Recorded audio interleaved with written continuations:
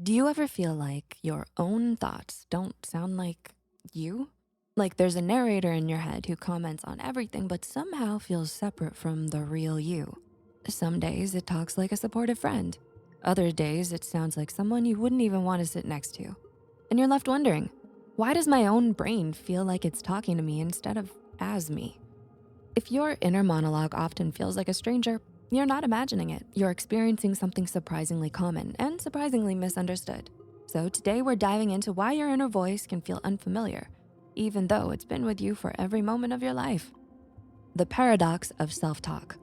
Let's start with something strange. Your inner voice is one of the most personal things you have, but it's also one of the least understood. You might catch it sounding critical, dramatic, or even sarcastic. Tones you don't consciously choose. It might bring up thoughts you don't agree with or versions of yourself you've outgrown, and suddenly you're thinking, if this is me, why doesn't it feel like me? The feeling of detachment is normal. Your mind produces thoughts automatically. Not every thought is intentional. Not every thought reflects who you are now. It's your voice, yes, but built from years of experience, fears, memories, and expectations that you didn't exactly sign up for. The brain's internal theater.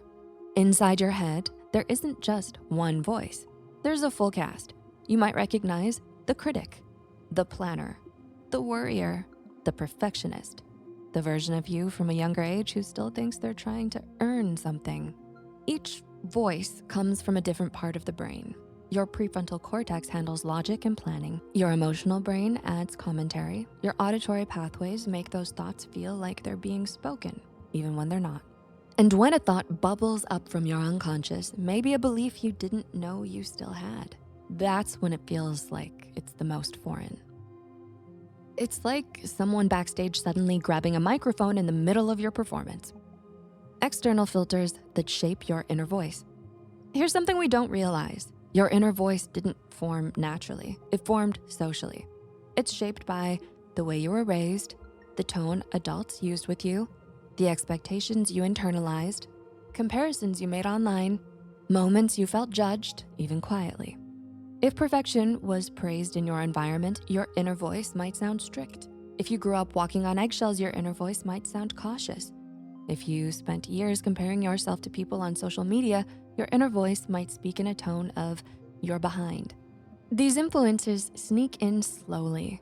So when thoughts appear that don't sound like you, they're often the echoes of people and moments you've absorbed without meaning to.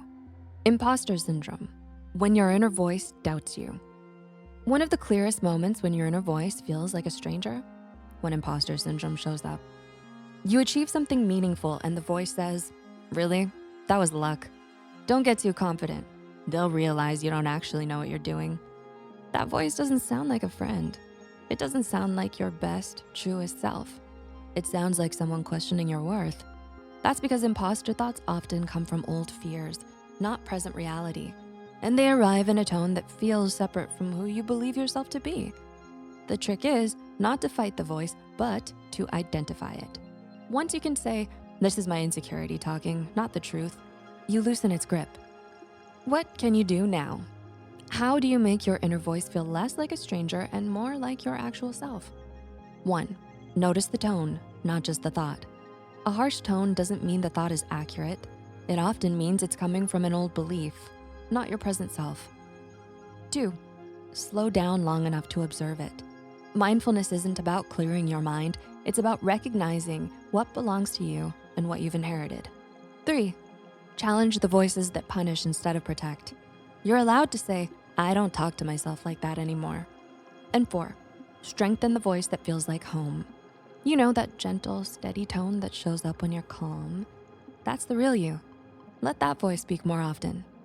Your mind isn't trying to confuse you. It's a mix of everything you've experienced, and you get to decide which parts stay and which parts no longer serve you. Your inner voice doesn't have to feel like a stranger. It can grow with you. If this helped you understand yourself a little better, consider subscribing. It supports the work we do at Psych2Go and helps us keep creating videos that make mental health easier to understand and easier to talk about. Thanks for watching and take care.